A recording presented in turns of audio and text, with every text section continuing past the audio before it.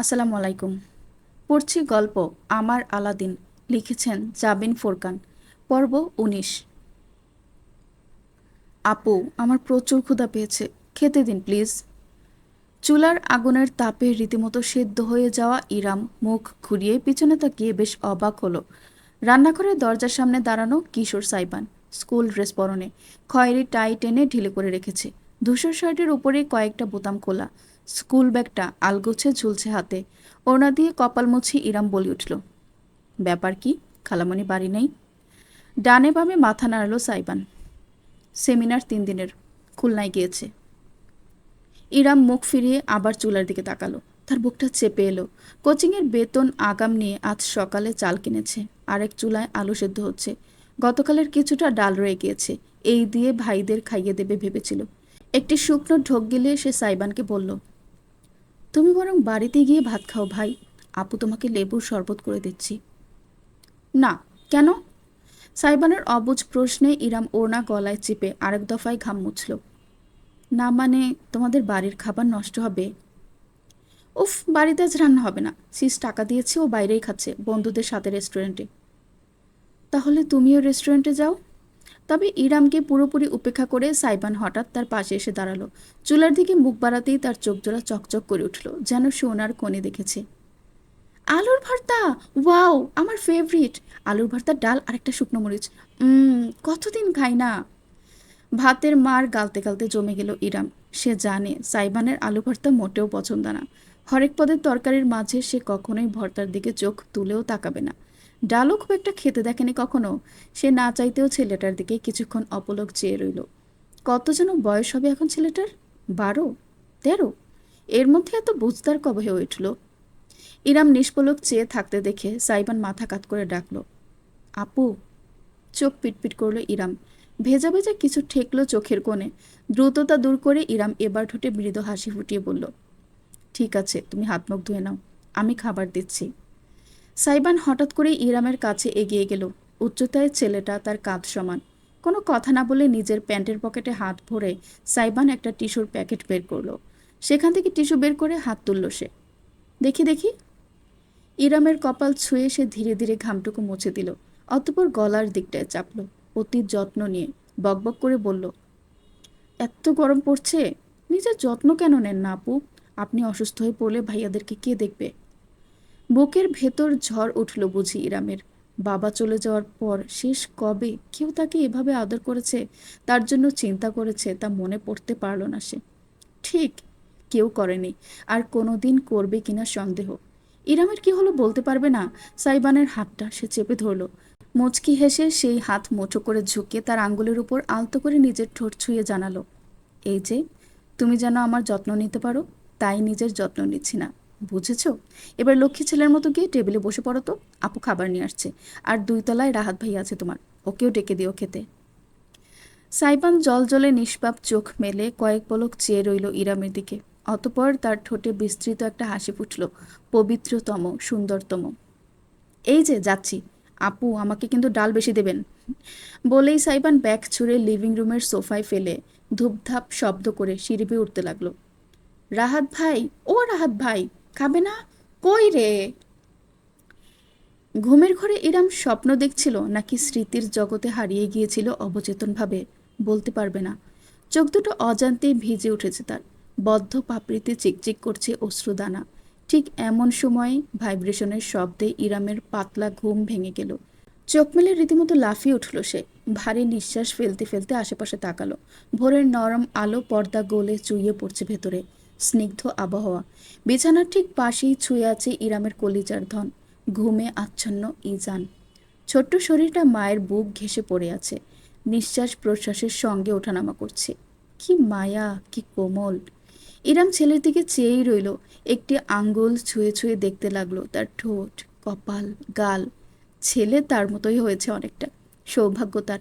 ছেলের মায়ায় বিভোর ইরামের অস্থির অন্তরটা ধীরে ধীরে শান্ত হয়ে এলো। ভাইব্রেশনের শব্দটা আবার হওয়ায় এবার মুখ ঘুরিয়ে নাইট স্ট্যান্ড থেকে নিজের ফোনটা হাতে তুলে নিল। চোখ খুঁজলে স্ক্রিনের দিকে তাকাতেই তার চক্ষু চড়ক গাছ হওয়ার দশা হলো। হোয়াটসঅ্যাপে মেসেজ এসেছে সাইবানের কাছ থেকে। নামটা ভেসে উঠতে হঠাৎ করে ইরামের মাত্র অনুভব করা স্মৃতিটুকুর কথা মনে পড়ল। নিদারুণ নিষ্পাপ একটা চেহারা, তাতে খেলা করত জগতের সবটুকু মায়া, আবেগ, ভালোবাসা। চোখ দুটো ছিল যেন গভীর অনুভূতির আধার। সে যখন হাসত তখন মনে হতো তার সঙ্গে গোটা জগৎ হেসে উঠেছে। এমন মায়াবী একটা ছেলে কয়েক বছরের ব্যবধানে কি আমূল বদলে গিয়েছে। ছোট্ট সাইবানকে ইরাম ভাইয়ের আসনে বসিয়েছিল। কোনোদিন নিজের আর দুটো আপন ভাইয়ের থেকে আলাদা চোখে দেখেনি। হাতে তুলে খাইয়ে দিয়েছে কতবার। কত শত রাত্রিতে হাতে হাত রেখে রাস্তা ধরে হাঁটতে হাঁটতে চাঁদতারার গল্প করা হয়েছে। ইরামের রূপকথার গল্পও ছেলেটা মনোযোগ দিয়ে শুনত। আত্মার সঙ্গে আত্মার বন্ধুত্ব যেন। কোনোদিন কাজিন, খালামণির ছেলে এই ধরনের বিষয় তাদের ভাই বোনদের মাঝে আসেইনি। তারপর একদিন হঠাৎ ঝড়ে সব কিছুই বদলে গেল। এতটাই বদলে গেল যে আজকের সাইবানকে কিছুতেই সে পুরাতন সাইবানের সঙ্গে মিলিয়ে উঠতে পারছে না। যেন দুজন সর্বদাই দুটি ভিন্ন মানুষ। শেষমেশ সকল চিন্তা দূরে হটিয়ে ইরাম সাইবানের পাঠানো মেসেজখানা দেখল। এটা কি? একটা ছবি। সাইবান হোটেল রুমের মেঝেতে বসে আছে। তার পরনে একটা গোলাপি রঙের স্ট্রবেরি আঁকা প্যান্ট আর হ্যালো কিটি ডিজাইনের জুতা। চোখ পিটপিট করলো ইরাম। এটা সত্যিই সাইবান? মুখটা তো তার স্বামীরই। কি আশ্চর্য! Good morning. ইরাম টেক্সট মেসেজটার দিকে পাক্কা 2 মিনিট যাবৎ তাকিয়ে থেকেও এর অর্থ উদ্ঘাটন করতে পারল না। এখানে লেখা আছে GDMR9। এটা দিয়ে আমরা জানি যে গুড মর্নিং হয়। পারার দরকার নেই। সে তাকিয়ে আছে পাঠানো ছবিটার দিকে। ড্যাব ড্যাব করে চেয়ে রইল সে পাক্কা 5 মিনিট যাবৎ। সাইবান কি পাগল হয়ে গেল? সে দ্রুত মোবাইলে টাইপিং করলো, ইজ দ্যাট হ্যালো কিটি? ও পিরিয়ড বেস্টি। এদের লেখা তো আমিও বুঝতেছি না। ইরামের চোখ কপালে উঠে গেল। বেস্টি? পিরিয়ড? কিসের পিরিয়ড? ওহ সৃষ্টিকর্তা, ইরামকে ধৈর্য দাও, ধৈর্যের ভাণ্ডার ঢেলে দাও। তুমি কি বলছো না বলছো আমি কিচ্ছু বুঝতে পারছি না আলাদিন। এসবের মানে কি? তোমার প্যান্টে স্ট্রবেরি কেন? 1K it's fur. ভাই আমিও বুঝতেছি না এটা কি লেখছে। আইকে কারা? কোথা থেকে এলো এরা? সকাল 6টা 7 বেজে। তোমার ব্রেন সুস্থ আছে? আহ 6-7। 6-7 আবার কি? ইরাম ঘুম জড়ানো চোখে আঙ্গুল ঠেসে ধরল। আপন মনেই বিড়বিড় করলো, হি আল্লাহ, উঠিয়ে নাও আমাকে, না ওই জল্লার ছেলেটার ব্রেন থেকে শয়তানি উঠিয়ে নাও মাবুদ, আমিন। তারপরই সে রেগে মেগে টাইপিং করলো, এক্ষুনি তুমি আমার চোখের সামনে থেকে বিদায় না হলে আমি কিন্তু তোমাকে ব্লক করে দেব। করুন, আমি এক্সপার্ট ওপেনার, ব্লকও খুলতে পারি, সঙ্গে আপনার অন্তরের দরজাও। ইরাম এবার একটু বিশ্বজয়ের হাসি হাসল। অবশেষে স্বাভাবিক ভাষায় ফিরেছে ছেলে। যাক, আমি ভেবেছিলাম তুমি গেঞ্জি ভাষা ছাড়া আর কোনো ভাষাই জানো না। গেঞ্জি বলবেন না তো, অপমান লাগে। সকাল সকাল স্ট্রবেরি মুখে না দিয়ে প্যান্টে সাজিয়ে কি প্রমাণ করতে চাইছিলে? এটাই যে বাকিদের জন্য আমি ঝুঁকি হলো, আপনার জন্য আস্ত একটা পুকি। ইরাম আরেক দফা থামলো। পুকি আবার কি? পুরোপুরি জানা না থাকলেও তার কেন যেন একটুখানি লজ্জা লাগলো। সে নিজেও বলতে পারবে না। একটি ঢোক গিলে দ্রুত বিষয় পরিবর্তন করলো সে। তার সাত সকালে কি করছো? তুমি তো আবার ব্রেকফাস্ট প্লাস লাঞ্চ ব্রাঞ্চের আগে ঘুম থেকে ওঠো না। উঠেছো যখন নাস্তা করে নাও। ফিরছো কখন? Missing your daddy already. ফালতু কথা বলবে না। কিসের ড্যাডি? তুমি কি আমার আব্বু লাগো? ফিরে আসি, পোটলাকে বোঝাবো কিভাবে ওর আব্বু লাগে আর আপনার daddy. Till then keep missing me. Saiban অদ্ভুতের একটা ইমোজি পাঠালো, ঠোঁট কামড়ে ধরে রেখেছে এমন। ইরাম টানা 20 সেকেন্ড চেয়ে থেকে শেষমেশ ফোনটা ফেলে মুখে হাত ঘষতে লাগলো। হে আল্লাহ, বিয়েটা যখন আলাদিনের সাথে দিয়েছ তখন আলাদিনের চেরাগটাও দিতে। চেরাগ ঘষে দৈত্যকে বের করে বলতাম, এই বান্দার মাথায় কি চলছে সেটা আমাকে বুঝিয়ে দিতে। পরক্ষণে আপন মনে খানিক হাসল ইরাম, কেন তা নিজেও বলতে পারবে না। সকাল ভারী হয়েছে। ইরাম পুরোদস্তুর প্রস্তুত বাইরে যাওয়ার জন্য। আজ বিশেষ গুরুত্বপূর্ণ কাজ আছে তার। আগামী মাসের 1 তারিখ থেকে তার কম্পিউটার কোর্সের ক্লাস শুরু হয়ে যাবে। তার আগে কিছু প্রস্তুতি নেওয়া প্রয়োজন। সামিয়ার ল্যাপটপটা ঠিকঠাক চলে, ফ্রিল্যান্সিং আর অন্যান্য ভারী কাজের জন্য যথাযথ আপডেটেড না সেটি। তাই নিজের বিয়েতে পাওয়া দেড়মোহরের টাকা দিয়ে ভালো দেখে একটা ল্যাপটপ কিনবে ইরাম। প্রথমে ব্যাংকে যেতে হবে টাকা তুলতে, তারপর ল্যাপটপের শোরুমে। ইজানকে একটা ঢোলা সুতির ফতুয়া আর প্যান্ট পরিয়ে নিয়ে মাথায় ছোট্ট একটা ক্যাপ দিল ইরাম। দেখতে বেশ লাগছে। ঝুঁকে ছেলের মুখে অসংখ্য চুমো আঁকতে আঁকতে সিঁড়ি বেয়ে নেমে এলো সে। আমার বাবাটা কত হ্যান্ডসাম, কুচুপু সোনা। আইয়া! জননীর আদর খেতে খেতে দন্তহীন মাড়ি দেখিয়ে খিলখিল করে হাসল ইজান। হাসপাতালের জন্য বের হচ্ছেন সামিয়া। সিঁড়ির গোড়ায় দৃশ্যটি দেখে তিনি অপলক নয়নে চেয়ে রইলেন। মুচকি হাসলেন। বেরোচ্ছ? ইরাম প্রশ্ন শুনে মৃদু হাসল। জি খালামণি। আমার ছেলেকে বিয়ে করেছে 1 মাস হয়ে গেল, এখনো খালামণি? সামিয়া ব্রুকুটি করলেন। ইরাম তাতে থমকে পড়ল। তার গালজোড়া লালচে হয়ে উঠল। ওই মানে ইয়ে। স্বামীর মাকে কি বলে? শাশুড়ি। রাইট, কিন্তু তুমি তো আমার বউ না, তুমি আমার মেয়ে, মনে থাকবে? ইরামের বুকের ভেতরটা উষ্ণতায় পরিপূর্ণ হলো। মাথা দুলিয়ে হেসে সে বলল, জি, মনে থাকবে আম্মু। সামিয়া বাইরের দিকে হাঁটা দিচ্ছিলেন, তবে ইরামের ডাকটা শুনে বরফে পরিণত হলেন। শটান ঘুরে তাকালেন রমণীর দিকে। চশমার আড়ালে তার চোখজোড়া বুঝি ছলছল করে উঠল। ঠোঁটজোড়া ফাঁক হয়ে রইল বিস্ময়ে। প্রায় ফিস ফিস করে তিনি উচ্চারণ করলেন, কি বলে ডাকলে আমায়? আরেকবার ডাকো তো। ইরাম ইজানকে বুকে চেপে দোলাতে দোলাতে আবারও ডাকল, আম্মু। চোখজোড়া বুঝে ফেললেন সামিয়া, যেন এই ডাকটা তাকে ধন্য করে ফেলেছে। চশমা খুলে টিস্যুতে দ্রুত চোখ মুছে নিতে নিতে তিনি জড়ানো গলায় বললেন, একদম ঠিক আম্মু। সরি, আসলে সাইবান সারিকা দুজনে আমার মম ডেকে অভ্যস্ত। একেবারে বাঙালি মায়ের ডাকের স্বাদ পাই না বহুকাল। তুমি ডাকায় একটু ইমোশনাল হয়ে পড়েছি। ব্যাপার না আম্মু, এখন থেকে আমি আপনাকে সবসময় এভাবেই ডাকবো। Thank you my child. ক্রন্দন মাখা এক হাসি উপহার দিলেন সামিয়া। এমন সুন্দর মুহূর্তে হলঘরে প্রবেশ করল সারিকা। একটা আকাশি রঙের জর্জেটের শাড়ি পরনে, বাহুতে ঝুলছে অ্যাপ্রন, অন্য হাতে লেদারের দামি লেডিস ব্যাগ। চেম্বারের জন্য যাচ্ছে। ধপধপে সাদা হিলজোড়ায় ঠকঠক শব্দ করে এগোচ্ছে সে। সামিয়া মেয়েকে দেখে বলে উঠলেন, সারিকা। সারিকা থামল, মুখ ফিরিয়ে তাকালো জননীর দিকে। বলো। চেম্বারে যাচ্ছিস? হ্যাঁ। ইরামের সাথে যাও, ও ব্যাংক থেকে টাকা তুলবে। তোর চেম্বারের পাশেই তো অ্যাপেলের শোরুম, নিয়ে যাস। ব্রু কুচকে ফেলল সারিকা। এক্সকিউজ মি মম, আমি অকর্মা না, কারো চাকরও না। যার কাজ তাকে করতে বলো। তাছাড়া ওনার বেস্ট ফ্রেন্ড সুগন্ধা কোথায়? সুগন্ধা কলেজে গিয়েছি, ইনকোর্স চলছে মেয়েটার। আমি হাসপাতালে যাচ্ছি, করিম বাজারে। ব্যাংকের কাজ, টাকা পয়সার ব্যাপার, একটা বাচ্চা কোলে। তুই যা, সেফটি দরকার আছে। সারিকা নাক মুখ কুচকে এমনভাবে ইরামকে দেখল যেন দুনিয়ার সব থেকে বড় কোনো অকর্মণ্য মানুষকে দেখছে। তবে শেষমেশ সে মানা করল না। ব্যাগ নাড়িয়ে তুড়িবাজি ইরামকে বলল, তাড়াতাড়ি আসুন মহারানী, আমার চেম্বার বসে থাকবে না আপনার জন্য। বলেই সে কটমট করে হাঁটা দিল। ইরাম কিছুক্ষণ দাঁড়িয়ে থেকে শেষমেশ একটা নিঃশ্বাস ফেলে পিছু নিল সারিকার। কাজগুলো হতে 1 ঘন্টার মতো লাগলো। ব্যাংক থেকে টাকা তুলে গাড়িতে করে সারিকার চেম্বারের কাছে পৌঁছালো ইরাম। চেম্বার আর শোরুম রাস্তার এপার ওপার। শোরুমে ঢুকতেই তাদের বসার জন্য চেয়ার দেয়া হলো। স্টাফরা বেশ মিষ্টি ভাষায় ইরামের সকল প্রয়োজন অনুযায়ী ল্যাপটপ মডেল দেখাতে লাগলো। আরও 1 ঘন্টার যাচাই বাছাই শেষে ইরাম স্থির হলো ম্যাকবুক এয়ার M3 মডেলে।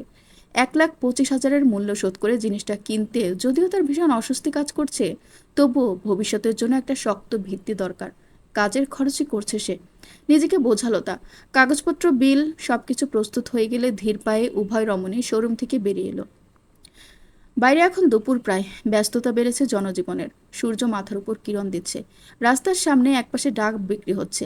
দা দিয়ে ডাব কেটে বিক্রি করছে কিশোর বয়সী এক ছেলে। আশেপাশে আবার ফল নিয়ে বসে হাঁকডাক করছে ফেরিওয়ালারা। সারিকা চেম্বারটা চোখে পড়ছে অদূরে, খোলাই।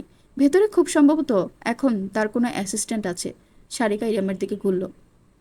আপনি গাড়িতে করে চলে যান। এইটুকুই? কোনো বিদায় নেই। সোজা রাস্তার ওপাশের দিকে হাঁটা দিল সারিকা। প্রাইভেট গাড়ি ডাবের ভ্যান গাড়ির সামনেই পার্ক করা। ইরাম এক হাতে ল্যাপটপের ব্যাগ আর অন্য হাতে ছেলেকে ধরে এগালো। ইজান তার বুকে চুপটি করে লেপ্টে আছে, ঘুমে ঢুলুঢুলু করছে, তবে ঘুমায়নি। শোরুমের মেয়ে স্টাফগুলো এতক্ষণ যাবৎ তাকে বিনোদনে রেখেছিল, এখন ক্লান্ত হয়ে গিয়েছে খেলতে খেলতে। ইরাম ছেলের কপালে চুমু এঁকে চুপচাপ এগুলো গাড়ির দিকে। ঠিক এমন সময় দৃশ্যটা চোখে পড়ল তার। লাল কালো হোন্ডা বাইক, দুটো ছেলে, একজনের মাথায় হেলমেট, আরেকজনের মুখে মাঙ্কি টুপি জড়ানো।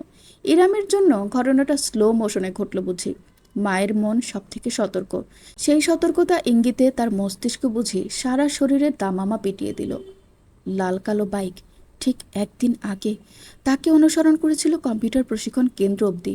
সুগন্ধার কলেজেও একই বাইক, আর আজও সারিকার চেম্বারের সামনে সেই বাইক। দুজন ছেলে, এই গরমে মুখে মাঙ্কি টুপি।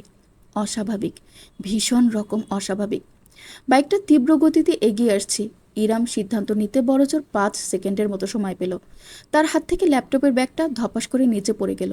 দুহাতের মাঝে ইজানকে বুকের ভেতর জাপটে ধরে উল্টো ঘুরে গেল সে। বাইকটা একদম তার কাছে।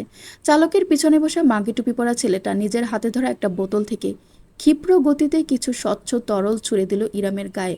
ছিটকে উঠল সবটা। অমোঘ পরিণতির জন্য নিজেকে প্রস্তুত করে ফেলল ইরাম। সবটুকু তার শরীরে লাগুক, কিন্তু ছেলে যেন বুকের কুঠুরিতে একদম সুরক্ষিত থাকুক। তবে স্রষ্টার ইচ্ছা ভিন্ন কিছুই। ঘটনার মাঝে আগমন ঘটল তৃতীয় ব্যক্তির। নারী মাত্রই বুঝি বিপদের আজ সবার আগে টের পায়। সারিকাও তেমনি। সে বেশি দূরে ছিল না। কিছু বুঝে ওঠার আগেই তার পা দুটো তাকে টেনে নিল ইরামের কাছে। হাতের সামনে কিছু না পেয়ে নিজের লেদারের ব্যাগটাই ছুড়ে দিল। বাইক থেকে ছুড়ে দেয়া তরলের বেশিরভাগ গিয়ে লাগলো সারিকার ব্যাগে। বাকিটা ছিটকে গেল চারপাশে। কোথায় কোথায় গিয়ে ফোটায় ফোটায় পড়ল দেখাও গেল না। শুধু হতভম্ব চোখে উপস্থিত পথচারীরা দেখল কিভাবে লেদারের ব্যাগটা গরম তেলে ছেড়ে দেয়া মাছের মতো জ্বলে উঠল। অ্যাসিড! সারিকা বুঝল সবার আগে। তবে এই 10 সেকেন্ডের মাঝে যা হওয়ার হয়ে গিয়েছে। আশেপাশের মানুষের চিৎকার চেঁচামেচিতে ভরে গিয়েছে চারপাশ। অস্ত্র লক্ষ্যভ্রষ্ট হয়েছে দেখে বাইকার স্পিড বাড়িয়ে দিল। সেকেন্ডের মাঝেই চলে যাবে লোকচক্ষুর আড়ালে। অসহায় নারী হয়তো তাদের কিছুই করতে পারবে না, তবে একজন ধ্বংসিনী মা ঠিকই পারবে। এই সত্যিটা তাদের জানা ছিল না। ইরামের মাঝে কি তীব্র বিদ্যুৎ খেলে গেল সে নিজেও বলতে পারবে না। শটান ঘুরে দাঁড়িয়ে এক হাতে পাশে থাকা ডাবের ভ্যানগাড়ির উপর রাখা দাটা তুলে নিল সে। ইবলিশের অলাদ! ঐশ্বরিক শক্তি ভর করল বুঝি ইরামের মাঝে। বুমেরাঙের মতো দাটা ছুড়ে দিল সে। ভারী ধাতব বস্তুটি বনবন করে ঘুরতে ঘুরতে গিয়ে বাইকের পিছনে বসে থাকা মাঙ্কি টুপি পরা ছেলেটার পিঠ বরাবর গেঁথে গেল। ছিটকে উঠল রক্ত, সঙ্গে চিৎকার, আহ! অথচ বাইক চালক নিজের আহত বন্ধুটির জন্য থামল না। ওই অবস্থাতেই দ্রুতি বাড়িয়ে রীতিমতো কয়েক পলকের ব্যবধানে রাস্তা কেটে ওপাশে হারিয়ে গেল তীব্র গতিতে। দূর, বহু দূর থেকেও পিছনে বসা ছেলেটার পিঠে ভয়ানকভাবে গেঁথে থাকা ধারালো দাঁটা স্পষ্ট দেখা গেল, যতক্ষণ না আততায়ীরা সম্পূর্ণ চোখের আড়াল হয়ে গেল। সম্পূর্ণ ঘটনাটা ঘটল মাত্র 15 সেকেন্ডের ভেতর। অতঃপর এক অশরীরী পিনপতন নীরবতা। বাকরুদ্ধ প্রত্যেকে, যেন সকলের মস্তিষ্ক বুঝে উঠতে হিমশিম খাচ্ছে সেকেন্ডের ব্যবধানে কি হয়ে গেল। ইরামের চোখে যেন আগুন ঝরছে, ফুঁসছে সে হিংস্র বাঘিনীর মতো। অথচ তার দুঃসাহসে ভরা বুকের ভেতরটা ভেঙে খান খান হয়ে গেল জগতের সব থেকে ভয়ঙ্কর কান্নার আওয়াজে। ওয়া! ইরামের বুকে লেপ্টে থাকা ইজান তীব্র চিৎকারে বুঝি গোটা ধরিত্রী কাঁপিয়ে দিল। ভেতর থেকে আত্মা বেরিয়ে গেলে মানুষ বোধহয় তেমনটাই অনুভব করে, যেমনটা ইরাম এই মুহূর্তে করলো। ঝট করে মুখ নামিয়ে তাকালো সে। ইজানের বাম কবজি লালচে বর্ণে ছেয়ে গিয়েছে, ধীরে ধীরে ত্বক পোড়ার মতো শক্ত হয়ে যাচ্ছে। ছটফট করে কাঁদছে নাজুক শিশুটি। আমার আব্বু! ইজানের চাইতে দ্বিগুণ শক্তিতে চিৎকার দিয়ে কেঁদে ফেলল ইরাম। পর্ব 20। চারপাশে ভিড় জমে গিয়েছে, চিৎকার, চেঁচামেচি, হাঁকডাক। অথচ এত কিছুর মাঝেও ইরাম শুধুই নিজের ছেলের ছটফট করতে থাকা নাজুক শরীরটাকে দেখে যাচ্ছে। কি করবে না করবে, কোথায় গিয়ে ঝাঁপ দিলে তার বুকের ধন রক্ষা পাবে সে মেলাতে পারছে না। এমন সময় দৌড়ে এলো সারিকা। আশেপাশের কয়েকজনকে উদ্দেশ্য করে সে চেঁচিয়ে উঠল, পানি প্লিজ, ঠান্ডা পানি কেউ জোগাড় করুন, কুইক! কয়েকজন দিকবিদিক হয়ে এদিক সেদিক ছুটে গেল। ইরাম ইজানকে নিয়ে মাটিতেই বসে পড়েছে হিতাহিত জ্ঞান শূন্য হয়ে। আমার বাবাটা, প্লিজ আম্মু, সরি আম্মু, পারিনি আম্মু, তোমাকে ব্যথা পেতে দিয়েছি, আমার আব্বুটা। ঝরঝর করে অস্ত্র ঝরছে ইরামের। ইজানের গগন বিদারী চিৎকার জননীকে একটু একটু করে ভেঙে চুরমার করছে। একজন পানির বোতল নিয়ে এসে পড়ল। সারিকা ইরামের পাশে বসে বোতলের ছিপি খুলতে খুলতে বলল, আরে মেয়ে, এটা কাঁদার সময় নয়, ওর হাতটা ধরুন, সাবধানে, আমি পানি ঢালছি। ইরাম দ্রুত মাথা দুলিয়ে ইজানের ক্ষত হয়ে যাওয়া হাতটা ধরল। সারিকা লালচে ত্বকের উপর পানি ঢালতে লাগলো এক নাগাড়ে। আ উয়া এই তো, এই তো আব্বুটা, আম্মু আছি এখানে বাবা। ছটফটিয়ে কাঁদতে লাগলো ইজান। ইরাম ছেলের মুখটা বুকে চেপে দোলাতে লাগলো। আরও দুজন পানির বোতল জোগাড় করে এনেছে। সারিকা দুটোই নিজের হাতে নিল। তারপর শটান উঠে দাঁড়িয়ে ইরামকে টেনে তুলল।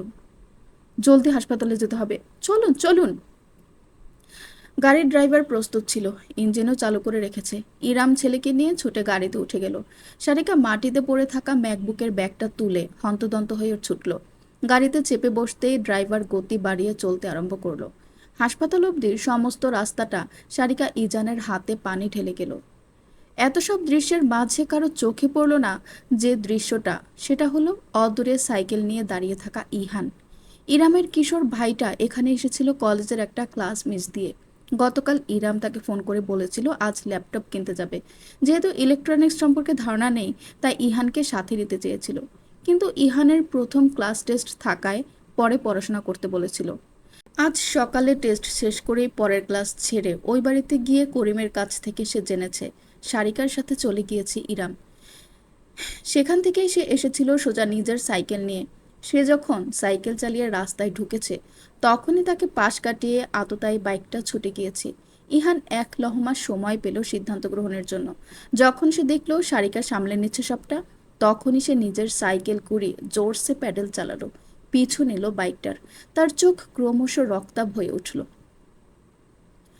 ইজানকে নিয়ে যাওয়া হলো সামিয়ার হাসপাতালে। সারিকা গাড়িতে থাকতেই ফোন করে জানিয়ে রেখেছিল। পৌঁছাতেই সোজা বার্ন ইউনিটে নেওয়া হলো ইজানকে। ছেলের সঙ্গে সঙ্গে ছুটে গেল ইরাম। খবর পেয়ে সামিয়াও ছুটে এলেন। তার পরিচিত কলিগদের অনুরোধও করতে হলো না। সামিয়ার নাতি জেনেই সবাই কাজে লেগে গেল মুহূর্তেই। বিছানায় শুয়ে ইজানের ক্ষত হয়ে যাওয়া হাতটা পর্যবেক্ষণ করছে ডাক্তাররা। সামিয়াও ভেতরে আছেন সবকিছুর তদারকি করতে। ইরাম রুমের বাইরে দাঁড়িয়ে শুধু ছেলের তীব্র কান্না শুনতে পাচ্ছে। শরীর কাঁপছে তার। এখনো মনে হচ্ছে সবটা ভীষণ রকমের দুঃস্বপ্ন। সারিকা উদ্ভ্রান্ত হয়ে বারবার রুমের সামনে গিয়ে পায়চারি করছে। মেয়েটাও অশান্ত হয়ে উঠেছে একটা নিষ্পাপ বাচ্চার নিদারুণ কষ্টের সামনে। ইরাম দেয়াল ঘেঁষে থাকা চেয়ারে নিজের মাথা চেপে ধরে রাখলো। অক্সিজেনের সংকট বুঝি শরীরে, এমন ভাবে হাঁপাচ্ছে সে। চোখের সামনে জগৎটা বুঝি দুলছে, দৃষ্টি ঝাপসা, অশ্রুর কোনো বিরতি নেই। ইরাম খেয়ালও করলো না কখন করিডোর বেয়ে বেশ কত পদশব্দ শোনা গেল। শুধু সারিকার আওয়াজ কানে গেল, মিশির। সারিকার স্বামী এবং সাইবানের দুলাভাই মিশির ইকবাল দ্রুত ছুটে এলো। হাঁপাচ্ছে সে, বোঝা যাচ্ছে খবর পেয়েই দৌড়ে এসেছে। কি ব্যাপার, কি হয়েছে, বাবু কেমন আছে? সারিকা স্বামীর কাছে গিয়ে মাথা নাড়ল। বলতে পারছি না, মম আছে ভেতরে, ডাক্তাররা এখনো অবজার্ভ করছে। মিশির সারিকাকে নিজের বুকে আগলে নিল। নিজেকে শক্তভাবে ধরে রাখলেও সারিকা আসলেই ঘাবড়ে গিয়েছিল। স্বামীর উষ্ণ বুকে নিজেকে খুঁজে পেয়ে সে চোখ বুজে ফেলল। নিজেকে শান্ত করতে চাইল। স্ত্রীর মাথায় হাত বোলাতে বোলাতে মিশির রাগান্বিত কণ্ঠে বলে উঠল, দিনে দুপুরে এটা কি ধরনের ক্রাইম? কারা করেছে এই কাজ? কেন? কি সমস্যা ওদের ওই দুধের বাচ্চাটার সাথে? টার্গেট বোধহয় ইরাম আপু ছিল। কিছুটা ছিটকে গিয়ে ইজানের হাতে লেগেছে। কোন নিমক হারাম করবে এমন কাজ? আমি জানি। অপর একটি কণ্ঠস্বরে সকলে জমে গেল। ঝট করে ফিরে তাকালো। করিডোর বেয়ে ছুটে আসছে ইহান। সে এসেই ধপাস করে ইরামের সামনে হাঁটু মুড়ে বোনকে বসে শক্তভাবে জড়িয়ে ধরল। আপু, তুমি ঠিক আছো? তোমার কোথাও লাগেনি তো? দেখি দেখি কোথায় কষ্ট হচ্ছে। ইরাম এতক্ষণ যাবৎ নিজের আলাদা একটা ঘোরের মাঝেই ছিল। তবে ভাইকে কাছ পেয়ে খপ করে তার কাঁধ জোড়া খামচে ধরল সে। রীতিমতো পাগলের মতো উদ্ভ্রান্ত নয়নে সে তাকালো ইহানের দিকে। তুই তুই জানিস কে? বল আমাকে এক্ষুনি। কিভাবে জানিস? কি আমার কলেজায় হাত দিয়েছে? বল। অরণ্য। মাথা ঝাঁকালো ইহান। বখতিয়ার। ইরামের ভ্রু কুচকে গেল। মিশির কাছে এসে দাঁড়ালো, শুধালো, বখতিয়ার কে? এলাকার পার্টির ছাত্রনেতা।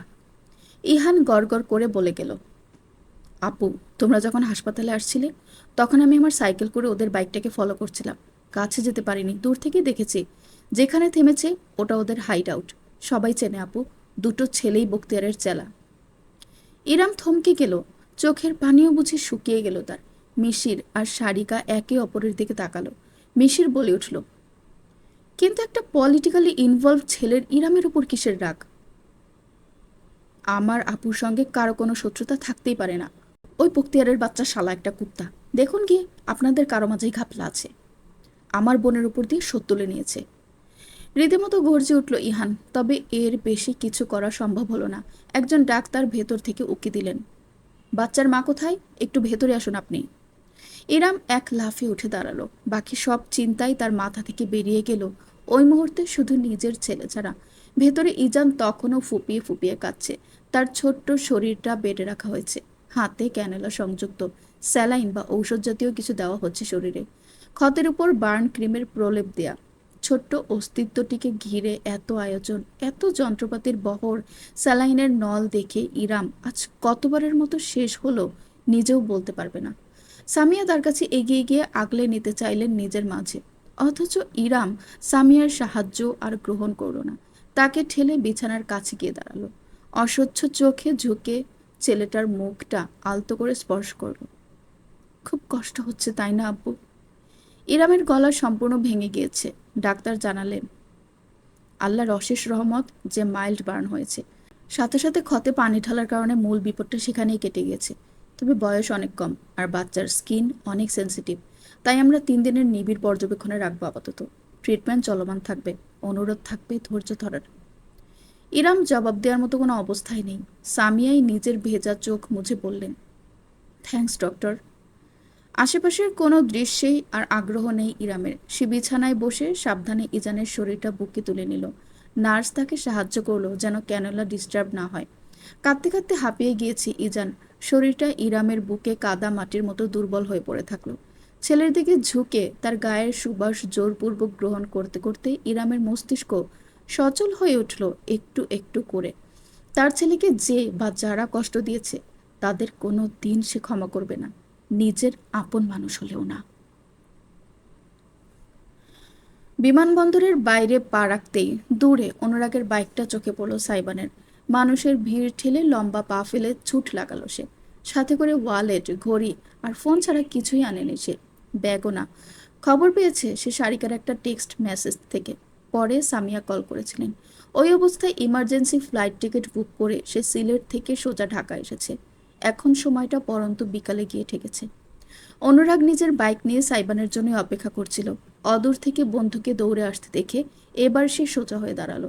সাইবান কাছে আসতেই বোঝা গেল ভীষণ রকমের চিন্তিত এবং ক্রোধান্বিত সে। না চাইতেও বেশ ঝাঁজ নিয়ে সাইবান জিজ্ঞেস করলো, আমার বাচ্চা কেমন আছে?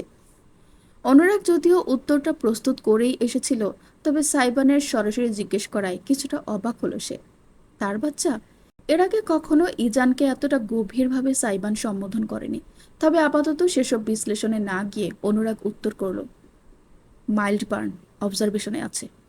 অনুরাগ কথাটা কোনো মতে শেষ করেছে কি করেনি, সাইবান হঠাৎ খপ করে তার থুতনি চেপে ধরল।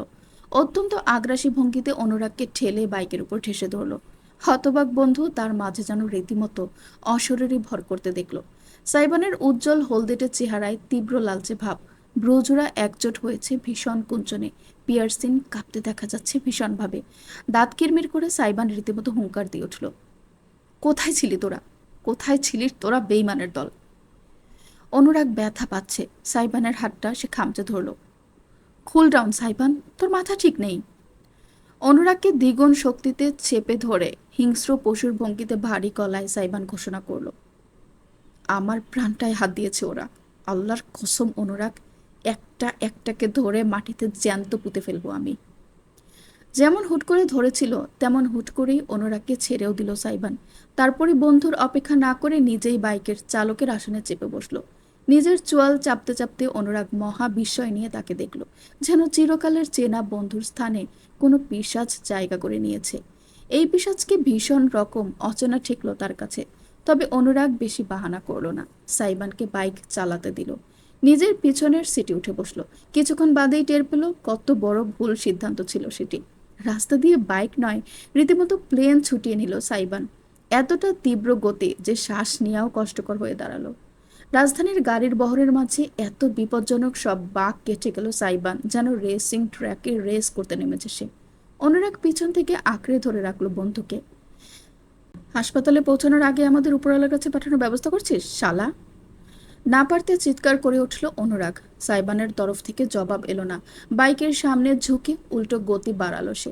ছাড়িয়ে গেল ঘন্টায় 85 কিলোমিটার। অনুরাগ চোখ বুজে সৃষ্টিকর্তার নাম জপতে জপতে ভাবল, ট্রাফিক পুলিশ সব জায়গায় থাকলে রাস্তার মোড়ে মোড়ে ধরে সাইবানকে জরিমানা করা হতো আজ।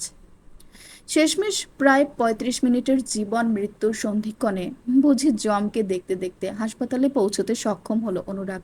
সাইবানের কোনো ভ্রুক্ষেপ নেই। হেলমেটটা খুলে হাওয়ায় ছুরি দিয়ে দৌড়ে চলে গেল ভেতরে। অনুরাগ সেটা পাকড়াও করে বাইকে রেখে কিছুক্ষণ সেখানেই দাঁড়িয়ে নিজেকে স্থির করলো। বুক এখনো ধরফর করছে তার, যেন সামনেই দাঁড়িয়ে আছেন যমদূত। নিজের কপালে জমা ঘাম শার্টের হাতায় মুছতে মুছতে মুরগির মতো ছটফট করতে থাকা অন্তরকে একটু শান্ত করে সে শেষমেশ ছুটে গেল ভেতরে। হাসপাতালের পরিবেশ এখন অনেকটাই শান্ত। করিডোরে পা রাখতেই ওয়েটিং জোনে নিজের বোন সারিকা আর দুলাভাই মিশিরকে অপেক্ষারত দেখতে পেল সাইবান। সাই, ফাইনালি! সারিকা লাফিয়ে উঠল, অথচ তার প্রতি বিশেষ মনোযোগ না দিয়ে সাইবান শুধালো, কোন রুম? হাত তুলে সারিকা দেখিয়ে দিল। সাইবানের মুখটা কেমন থমথমে, তাই সে বেশি কথা বাড়ায়নি। সাইবান সোজা হাঁটা দিল। পিছনের সকলে তাকে অনুসরণ করলো নীরবে। একটা প্রাইভেট কেবিনে দেয়া হয়েছে ইজানকে। বাইরে পৌঁছাতেই কেবিনের স্বচ্ছ কাচের দেয়ালের ভেতরে দৃশ্য স্পষ্টত চোখে পড়ল সাইবানের। বিশাল বিছানায় শুয়ে আছে নাজুক শিশুটি, হাতে ব্যান্ডেজ, ক্যানোলা। পরন্ত বিকালের হলুদাভ রশ্মি তার শান্ত মুখটায় পড়েছে। গভীর ঘুমে আচ্ছন্ন সে। সাইবানের দৃষ্টি আটকালো ইজানের হাতের উপর। ওই নল, স্যালাইন, ব্যান্ডেজের বহর থেকে ক্রমশ শক্ত হয়ে উঠল তার দু হাতের মুঠো। এত জোরে পাকালো সে নখ গেঁথে গেল হাতের চামড়ায়। জীবনে প্রথমবারের মতো এক ভয়ানক অনুভূতি অনুভব করলো সাইবান। এক অসহায় বাবার অনুভূতি। অন্তর তার চিৎকার করে প্রতিবাদ জানাচ্ছে। ইচ্ছা হচ্ছে ছুটে গিয়ে কোনো কিছুর পরোয়া না করে ওই নাজুক শরীরটাকে নিজের বুকে চেপে ধরতে, জগতের সকল কষ্টের কাছ থেকে আড়াল করে ফেরতে। কষ্ট আসুক, যন্ত্রণা হোক, কিন্তু সব তার নিজের হোক, তার বাচ্চার কেন? নিজের ভাবনার মাঝেই খেই হারালো সাইবান। কবে থেকে ওই পোটলাটা তার এত আপন হয়ে গেল? যদি আজ হাসপাতালের বিছানায় ওই ছোট্ট শরীরটাকে না দেখত, তবে সাইবান কি আদৌ টের পেত? কেবিনের দরজাটা নিঃশব্দে খুলল। ভেতর থেকে বেরিয়ে এলো ইরাম। সাইবান তৎক্ষণাৎ চোখ ফিরিয়ে তাকালো। তার সবটুকু রাগ, ঝাঁজ ক্ষণিকের জন্য মিয়ে গেল। অশান্ত চোখ জোড়া অর্ধাঙ্গিনীকে পর্যবেক্ষণ করলো আপাদ মস্তক। যখন নিশ্চিত হলো বাহ্যিক কোনো ক্ষতি হয়নি, শুধুমাত্র তখনই সাইবান একটি স্বস্তির নিঃশ্বাস ফেলল। পায়ে পায়ে এগিয়ে গেল সে ইরামের কাছে, যে এই মুহূর্তে অতি শান্তভাবে দাঁড়িয়ে আছে তার সামনে। বিষয়টা বেমানান। ইরামের চোখ জোড়া কেমন যেন ফাঁপা। সাইবানের বুক কাঁপল ভীষণ। কেন তা সে নিজেও বলতে পারবে না। মাই প্রেশিয়াস! রীতিমতো ফিসফিস করে উচ্চারণ করলো সাইবান। একটি কাপা কাপা হাত বাড়িয়ে দিল। ঠিক তখনই ঠাস! ইরামের ডান হাতটা সজোরে চড় দিল সাইবানের গালে। মাথাটা হেলে গেল তার একপাশে, ঝুলে পড়ল রীতিমতো। সাইবান শ্বাস নেওয়াও ভুলে গেল। দুহাত মুঠো পাকিয়ে গেল দুপাশে। অত্যন্ত ধীরে মাথা কাত করে অবিশ্বাস মাথা জলজলে দৃষ্টিতে সে দেখল ইরামকে। রমণীর পাথরের চোখ আর শুকনো নেই, ঝরঝর করে অশ্রু ঝরছে। ইরাম দু হাত ছেড়ে কেঁদে উঠল। আর কতটা কেয়ারলেস হলে তুমি বুঝতে পারবে মানুষের জীবনের মূল্য কতটুকু? I hate you, I hate you so much Aladdin. পর্ব 21। সাইবান হন্তদন্ত হয়ে কাঠের সিঁড়ি বেয়ে উপরে উঠছে। পুরাতন ম্যারমেরে কাঠগুলো অস্বাভাবিক শব্দ করছে, তবে আজ থামার কোনো বালাই নেই। আজ সে থেমে গেলে হয়তো জীবনটাই থমকে যাবে। মুন্সিবাড়িতে ইরামের ঘরটা 2 তলায়, একদম বারান্দা ঘেঁষে ছোট্ট একটা রুম। সাইবানের দম বন্ধকর জীবনের একটি মাত্র শান্তির আশ্রয়। ছুটতে ছুটতে সদ্য 18তে পা দেয়া সাইবান কি পৌঁছালো ইরামের রুমে। রুমটা অন্ধকারাচ্ছন্ন, লাইট জ্বালানো হয়নি বিধায় কেমন গুমট হয়ে আছে। বাইরের রাস্তার লাইটের মৃত আলো এসে ভেতরটাকে কেমন বিষণ্ণ করে তুলেছে। ঘরের সীমিত আসবাব এবং তৈজসপত্র পরিপাটি করে রাখা, কোথাও কোনো হেরফের নেই। পাগলা ঘোড়ার মতো ছুটতে থাকা হৃদযন্ত্র সামলে সাইবান ভেতরে ঢুকলো। অন্ধকার চোখ শুয়ে আসার পর দৃশ্যটা নজরে এলো তার। বিছানার উপর একটি ছায়ামূর্তি, এই গরমের মাঝেও গায়ে কাঁথা চড়িয়ে মরার মতো পড়ে আছে। ওটা ইরামে। বুঝতে স্পর্শের প্রয়োজন নেই সাইবানের। ওই অস্তিত্বের ঘ্রাণটুকু তার ভীষণ চেনা। ইরাম আপু! হাঁপাতে হাঁপাতে ফিসফিসে উচ্চারণ করলো সাইবান। ধীর পায়ে প্রবেশ করলো ভেতরে। কোনো নড়চড় নেই। আরেক দফায় ডাকলো সে, আপু। এবার সামান্য নড়াচড়া লক্ষ্য করা গেল। ইরাম উঠল না, শুধু গায়ের কাঁথাটা আরেকটু উপরে টেনে তুলল। মৃদু গলায় উত্তর করল, তুমি কাল আসো আলাদিন, আপু একটু রেস্ট নিচ্ছি। আপু, আপনার সাথে আমার জরুরি কথা আছে, প্লিজ। সবসময় ইরামের কথা ভীষণভাবে মান্য করলেও আজ সাইবান কিছুই শুনল না। আজ পিছিয়ে যাওয়া যাবে না, কিছুতেই না। রুমের লাইট অন করে দিল সে। ইরাম কাঁথা সরিয়ে উঠে বসলো। চোখ মুখ কুঁচকে অনেকটা বিরক্তি এবং চাপা ক্ষোভ নিয়ে দেখলো সাইবানকে। ছেলেটার মুখটা কেমন চুপসে আছে, হলদেটে চেহারায় কেমন উদ্ভ্রান্ত ভাব, আতঙ্কিত অভিব্যক্তি। আমায় একটু বলে দিন না, আমি এখন কি করব? আমার কিছুই ভালো লাগছে না। ইরাম নিজের কপাল ঘষল। একটি দীর্ঘশ্বাস ফেলে শেষমেশ বলল, সেই এক কাহিনী, আলাদিন। আর কতদিন গোল গোল ঘুরতে থাকবে তুমি? প্লিজ আপু, বলছি তো, তুমি যাও, আমি পরে তোমার সাথে কথা বলবো। না, আজকেই। আপু, আপনাকে আজকে এই মুহূর্তে আমার কথা শুনতেই হবে। আমি আপনার ভাই না? আমি আপনার কাছে রাহাত, ইহানের মতো গুরুত্বপূর্ণ না? ওরা আসলেও কি আপনি একই কথা বলতেন, যে কালকে আসো? সাইবান হঠাৎ করে দিকবিদিক জ্ঞানশূন্য হয়ে চেঁচিয়ে উঠল। ইরামও ঝট করে রেগে গেল। এই ছেলেটা তার সঙ্গে এমন কেন করছে? বিছানা ছেড়ে শটান উঠে দাঁড়ালো সে। কি বললে তুমি? ওদের সাথে নিজের তুলনা দিচ্ছ? কোনো দিন তোমাদের মধ্যে আমি পার্থক্য করেছি Aladdin? You know what? Yes, তুমি আমার ভাই না, তুমি আমার কাজিন। নাও গেট লস্ট। ক্ষণিকের জন্য জমে গেল সাইবান। তার মায়াবী কালো চোখজোড়া টলটল হয়ে উঠল অশ্রুতে। ইরাম তার দিক থেকে মুখ ফিরিয়ে নেয়, চোখে দেখতে পেল না কিছুই। জানালার কাছে গিয়ে দাঁড়ালো রমণী। একটা ফ্যাকাশে হলদেটে কামিজ পরনে, বোঝাই যাচ্ছে বহুদিন যাবৎ যত্ন সহকারে ব্যবহার করা হচ্ছে। আপু, আপনি ভীষণ স্বার্থপর। একেবারে হঠাৎ করেই হুঙ্কার দিয়ে উঠল সাইবান। তার কথার বিপরীতে সবসময় শান্তভাবে মোকাবেলা করলেও আজ ইরামও পাল্টা ঝাঁজ নিয়ে বলল, হ্যাঁ, আমি স্বার্থপর। এটা আজকে বুঝেছো তুমি? I am selfish Aladdin, too much selfish. Right. আপনি শুধু সবসময় নিজের চিন্তাই করেন, নিজের ভাইদের চিন্তাই করেন। বাকি দুনিয়ার মানুষ গোল্লায় যাক, আপনার কিচ্ছু যায় আসে না। ওরা সকলে আপনার আদরের, সকলে আপনার কাছে। শুধু আমি কোনোদিন আপনার আপন কেউ হতে পারলাম না। আমার জন্য কেউ ভাবে না, আপনিও। You are fucking pathetic and you are an attention seeking immature. তুমি আমার চোখের সামনে থেকে দূর হয়ে যাও, এক্ষুনি। ইরাম আপু, প্লিজ একবার আমার কথাটা শুনুন। চোখের সামনে থেকে দূর হতে বলেছি তোমাকে। দেয়াল ঘেঁষে থাকা সোফায় বসে আছে সাইবান। তার হাত দুটো কপালে ঠেকানো, কোনোই হাঁটুর উপর।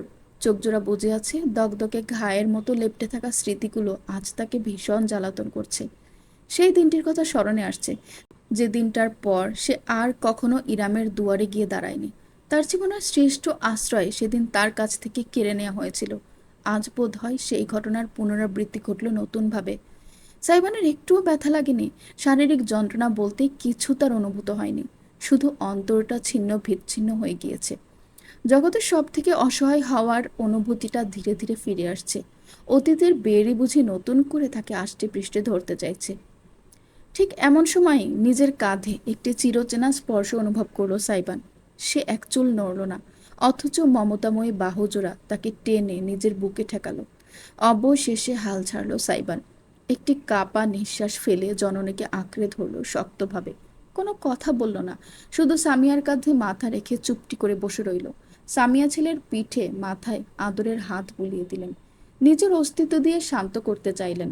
সাইবানের মাথার চুলে আঙ্গুল বুলিয়ে নরম গলায় বললেন, কিছু মনে করিস না মাই চ্যাম্প। ইরামের আসলে মাথা ঠিক নেই। কোনো মা কি পারে নিজের সন্তানকে কষ্ট দিতে? মেয়েটা ভীষণ মানসিক চাপে আছে রে। তুই রাগ করিস না। তোর সঙ্গে এমন কিছু হতে দেখলে আমিও সইতে পারবো না। ইচ্ছে হবে কিছু একটা ধ্বংস করে ফেলি, যেখানে এই জানতো 4 মাসের নাজুক বাচ্চা। মম, কথা বলো না প্লিজ। আমাকে একটু চুপটি করে তোমার বুকে মিশে থাকতে দাও। ফিসফিস করে বলল সাইবান। সামিয়া তৎক্ষণাৎ চুপ করে গেলেন। ছেলেকে আরও শক্তভাবে নিজের মাঝে আগলে নিলেন। সাইবান সামিয়ার কাঁধে মাথা গুজে চোখ বুজে চুপটি করে বসে থাকলো। শুধু হাসপাতালের কেবিনের মেডিকেলের যন্ত্রের মৃদু গুঞ্জনে নীরবতার মাঝে অল্প বিস্তর ছেদ পড়ল। জায়গাটা ইজানের প্রাইভেট কেবিন। বিছানায় শুয়ে আছে ছোট্ট শিশুটি। স্যালাইন বন্ধ করা হয়েছে আপাতত, পরে আবার দেয়া হবে। সময়টা এখন রাত। সামিয়া অনেক জোরাজুরি এবং রীতিমতো যুদ্ধ করে সারিকার সাথে ইরামকে বাড়ি পাঠিয়েছেন 2 ঘন্টার জন্য। ফ্রেশ হয়ে পোশাক বদলে খাওয়া দাওয়া করে আবার চলে আসবে। কিন্তু সামিয়া জানেন ইরাম 2 দণ্ড শান্তিতে বাড়িতে থাকবে না। হয়তো এর মধ্যেই আবার ফিরে আসছে। কে বলতে পারে কত সময় পেরিয়েছে। বর্তমানে তিনি এবং সাইবান বসে আছেন কেবিনের সোফায়। নীরবতা ভেঙে সাইবান হঠাৎ বলে উঠল, সবকিছু আমার দোষ, তাই না মম? সামিয়া জমে গেলেন। ছেলের মাথায় শক্ত করে আঁকড়ে ধরে বললেন, কে বলেছে তোকে? কেউ বলেনি। আমি জানি। ভুল জানিস তুই। সামিয়া আরও কিছু বলতে যাচ্ছিলেন, তবে পারলেন না। মৃদু ফুঁপি ওঠার শব্দ প্রতিধ্বনিত হলো কেবিন জুড়ে। বিছানার উপর ইজানের ছোট্ট শরীরটা নড়ে চড়ে উঠেছে। চোখ মুখ কুঁচকে কান্নার সূত্রপাত ঘটিয়েছে। ব্যান্ডেজ করা হাত তুলে নাড়ছে ভীষণভাবে। সাইবান মায়ের আলিঙ্গন থেকে নিজেকে ছাড়িয়ে তৎক্ষণাৎ উঠে গেল। বিছানার কাছে গিয়ে ঝুঁকল। নিষ্পাপ শিশুটির ছটফটানি লক্ষ্য করে তার বুকে সুনামি বয়ে গেল। হাটের দিকে যতবার চোখ যাচ্ছে ততবার অপরাধ বোধে তার ভেতরটা মোচড় দিয়ে উঠেছে। একটি আঙ্গুল তুলে সে ইজানের গাল ছুঁয়ে দিল। নরম গলায় বলতে গেলে গলা কাঁপল তার। হে হে পোটলা, missed your partner in crime. স্বভাবসুলভ উৎফুল্ল কণ্ঠে বলার চেষ্টা করলেও কেমন যেন বিষণ্ণ শোনালো সবটা। ঠোঁটের ঠোঁট চেপে ফেলল সাইবান। ইজানের মাঝে কোনো ভ্রুক্ষেপ নেই আজ। অন্যান্য সময়ের মতো চোখ মেলে তাকে দেখছেও না, শুধু ফুপিয়ে যাচ্ছে। বোঝা যাচ্ছে কষ্ট হচ্ছে তার। সাইবানের চোখজোড়া চকচকে হয়ে উঠল। অনিশ্চিতভাবে হাত এদিক সেদিক বাড়ালেও সে ঠিক বুঝে উঠতে পারল না কি করবে। কি করলে ইজান শান্ত হবে। আপু, ইরম আপুকে ডাকো মম। মম, আপুকে। তুই পারবি, সাইবান বিহ্বল হয়ে বলছিল, কিন্তু সামিয়া তার পিঠে হাত রেখে সেই কথা থামিয়ে দিলেন। আশ্বাসস্বরূপ বললেন, তুই ওর বাবা সাইবান। বাবা? শব্দটা বুঝি গোত্তা খেল সাইবানের হৃদয়ের দুয়ারে। সামিয়া সবটাই লক্ষ্য করলেন। অভিজ্ঞ ভঙ্গিতে তিনি পরিস্থিতি সামলাতে চাইলেন। জিজ্ঞেস করলেন, তুই কখনো ওর সাথে স্কিন টু স্কিন ট্রাই করেছিস? সাইবানের ব্রু কুচকে গেল। Skin to skin? সেটা কি? মৃদু হাসলেন সামিয়া। বিছানার কাছে গিয়ে বসলেন। অত্যন্ত সাবধানে ছটফট করতে থাকা ইজানকে তুলে নিতে নিতে ব্যক্ত করলেন, স্কিন টু স্কিন হলো বাচ্চার সঙ্গে বাবা মার বন্ডিংয়ের জন্য একটা দারুণ পদ্ধতি। একটা নির্দিষ্ট সময়ে সরাসরি ত্বকের সঙ্গে ত্বকের স্পর্শ, মানে বাচ্চাকে বুকে ধরে রাখা বা জড়িয়ে ধরে শুয়ে থাকা। এতে বাচ্চার বডি টেম্পারেচার ঠিক থাকে। পাশাপাশি ওরা যেহেতু সেন্সিটিভ হয়, স্কিন কন্ট্যাক্ট হলে ওরা সহজেই মানুষ চিনতে পারে, বিশেষ করে বাবা মাকে। তোকে আমি শিখিয়ে দিচ্ছি, চেষ্টা কর। সাইবান সামিয়ার কথা অনুযায়ী কাজ করলো। ধীরে ধীরে নিজের পরনের শার্টের বোতামগুলো খুলে বুক উন্মুক্ত করে নিল। সোফায় হেলান দিয়ে বসল সে। সামিয়া সাবধানে ইজানকে ধরে সরাসরি তার বুকের উপর রাখলেন। সাইবানের উষ্ণ ত্বকের ছোঁয়া পেতেই ইজানের ফোপানো ক্রমশ মিলিয়ে এলো। তার বুকের উপর হাত পা ছড়িয়ে এলিয়ে রইল নিশ্চুপ হয়ে। সাইবান ভীষণ রকম অবাক হলো। এতটা সহজ ছিল এই ছেলেকে শান্ত করা? বিশ্বাস হতে চাইল না তার। একটি হাত তুলে অতি সন্তর্পণে সে রাখল ইজানের পিঠের উপর। আরামবোধক এক গোঙানি তুলে চোখ বুজে ফেলল ইজান। সাইবানের চোখজোড়া প্রসারিত হলো। তাতে জলজল করে উঠল অব্যক্ত কিছু। পরক্ষণে তার বিষণ্ণ চেহারায় এক মায়াবী হাসি ফুটল। সামিয়া অব্দে অবাক হয়ে গেলেন। মনে হলো কত বছর যাবৎ ছেলেকে তিনি এইভাবে হাসতে দেখাননি। সাইবান ইজানকে নিজের বুকে আরও ঠিকঠাকভাবে শুয়ে আগলে ধরে রইল। এক হাতে তার পিঠ আলতোভাবে চাপড়ে দিতে লাগলো। সামিয়া একটু ঢোক গিললেন। তার চোখে কেন অশ্রু জমছে জানেন না, তাই দ্রুত বললেন, আমি একটু বাইরের ডাক্তারদের সাথে কথা বলে আসছি, তুই থাক ওর সাথে। তিনি আর দাঁড়ালেন না, কেবিনের দরজা খুলে বেরিয়ে গেলেন। সামিয়া চলে যেতেই গোটা কেবিনে শুধু সাইবান আর ইজান রয়ে গেল। সোফা থেকে নিঃশব্দে উঠে দাঁড়ালো এবার সাইবান। তার বুকে লেপ্টে থাকা ছোট্ট মানুষটিকে জগতের সব থেকে মূল্যবান কিছু মনে হচ্ছে তার কাছে। একটু এদিক সেদিক হলেও বুঝি কাদামাটির মতো ইরামের মতো ভেঙে পড়বে সবকিছু। ইজান গভীর শ্বাস টানছে। ঝুঁকে সাইবান গুনেও দেখল, সাধারণ প্রাপ্তবয়স্ক মানুষের চাইতে অনেক বেশিবার নিঃশ্বাস প্রশ্বাস নেয় ছোট বাচ্চারা। চোখ দুটো আর বুঝে নেই ইজান। চুপটি করে পিতার বুক ঘেঁষে বুঝি সে তার হৃদযন্ত্রের স্পন্দন শুনছে। সাইবান অজান্তেই ইজানকে দোলাতে লাগলো।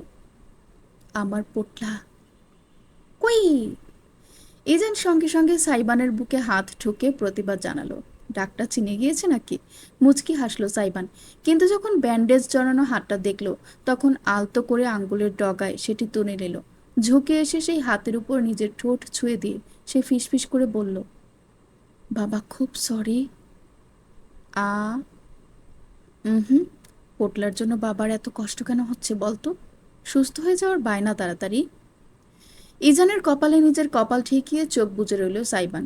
জানালা গলিয়ে আসা শীতল বাতাস ছুঁয়ে গেল উভয়কে। ছেলেকে বুকে আগলে রেখে সাইবান ধীরে বিছানার উপর আধশোয়া হয়ে বসল।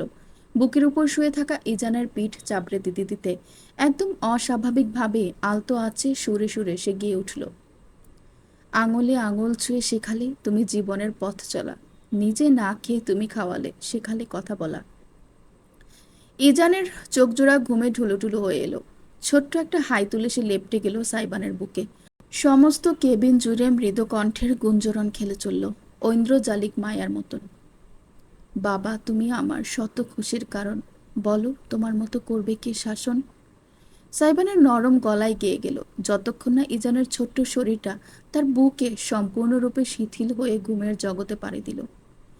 কেবিনের বাইরে থেকে সমস্ত দৃশ্যটা চোখ মেলে নিঃশব্দে দেখে গেল ইরাম। রাত ক্রমশ গভীর হলো। ইজান ঘুমে আচ্ছন্ন। ইরাম ছেলের পাশেই শুয়েছে, চুপটি করে চেয়ে আছে জানালা দিয়ে বাইরের তারা ভরা আকাশের দিকে।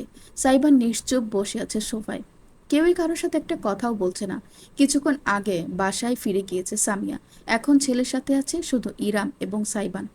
কতক্ষণ গাঢ় নীরবতায় কাটলো কেউই বলতে পারবে না। অবশেষে মুখ খুলল সাইবান, অভিমান করেছেন? ইরামের তরফ থেকে জবাব এলো না। আগের মতোই চুপটি করে শুয়ে আছে, তার পিঠ সাইবানের দিকে। দরকার হলে আরও একটা চর মারুন, তবুও আমার সঙ্গে কথা বলুন প্লিজ। সাইবান নীরব আর্জি জানালো বুঝি। ইরাম এবার আর শুয়ে থাকতে পারল না। বিছানায় উঠিয়ে বসে পা ঝুলিয়ে তাকালো সামনের দিকে। তোমাকে চর না, তোমাকে ধরে কাঁচা চিবিয়ে ফেলা উচিত। মুখ তুলে অর্ধাঙ্গিনীর দিকে অপরাধী ভঙ্গিতে তাকালো সাইবান। ইরাম ছেলে নিশ্চিন্তে ঘুমাচ্ছে নিশ্চিত হয়ে বিছানা থেকে নেমে এলো। পায়ে পায়ে এগিয়ে সোফায় বসে থাকা সাইবানের মুখোমুখি দাঁড়ালো। তুমি কি কোনো দিন শুধরাবে না আলাদিন? তোমার কি মনে হয় তোমায় থাপ্পড় দিয়ে আমি মজা পেয়েছি? আই ডোন্ট কেয়ার তুমি আগে কেমন ছিলে, কিন্তু এখন তুমি একা না, সেই জিনিসটা তোমাকে বুঝতে হবে। নিজের দায়িত্ব উপলব্ধি করতে হবে। তোমার সঙ্গে তোমার স্ত্রী আর তার বাচ্চার জীবনটাও জড়িয়ে আছে, তুমি জানো না? বোঝো না? সেখানে তুমি গিয়েছিলে এক ছাত্রনেতার সঙ্গে পাঙ্গা নিতে। আমি বুদ্ধিহীন? আমি বুঝিনি ওই দিন কার সাথে মারামারি করে ফিরেছো তুমি? ইরামের সমস্ত বকুনি চুপচাপ হজম করে যেতে লাগলো সাইবান। রমণী যথাসম্ভব নিজের কণ্ঠ নিচু রাখার চেষ্টা করছে, তবুও মাঝে মাঝেই গলা চড়াও হয়ে উঠছে। রাজনীতি কি খারাপ জিনিস তুমি জানো না? দুধের বাচ্চা তো তুমি না। এই এক রাজনীতি মানুষের জীবন এক সেকেন্ডে ধ্বংস করে দিতে পারে। বখতিয়ার আজ তোমার স্ত্রী সন্তানের উপর হামলা করেছে, আগামীকাল রাস্তায় পেলে তোমার পেটে ছুরি ঢুকিয়ে দিয়ে চলে যাবে। আমি তোমার পরিবার কেউ কিচ্ছু করতে পারবো না। একদিন দুই দিন আলোচনা হবে, ফলাও করে আসামি ধরাও হবে। বছর 2 বছর মামলা চলবে, তারপর জোর খাটিয়ে রাজনৈতিক পরিচয় লাগিয়ে খালাস দিয়ে দেওয়া হবে। তাই চাও তুমি? হ্যাঁ? বখতিয়ার? ইরাম এত কিছু বলেছে, অথচ সাইবানার মাথায় ঢুকলো শুধু বখতিয়ার নামটা। সিলেটে খবর পাওয়ার সাথে সাথেই সে চলে এসেছে ঢাকায়। এসে থেকে কাউকে কিছু জিজ্ঞেস করার সুযোগও পায়নি কি হয়েছে, কিভাবে হয়েছে। ইরামের মুখে নামটা শুনে সাইবানের চেহারা হঠাৎ করে আগ্রাসী বর্ণ ধারণ করলো। ঝট করে তাকালো সে রমণীর মুখ পানে। ইরামের মনে হলো সে বুঝি সাইবানের চোখে আগুনের ফুলকি ভাসতে দেখেছে। শটান উঠে দাঁড়ালো বান্দা। বখতিয়ার করেছে এসব? আপনি কিভাবে জানলেন? ইরাম খানিক ভ্যাবাচেকা খেয়ে ইহানের কথাটা খুলে বলল। সব শুনে সাইবানের হাতের মুঠো ক্রমশ শক্ত হয়ে উঠল।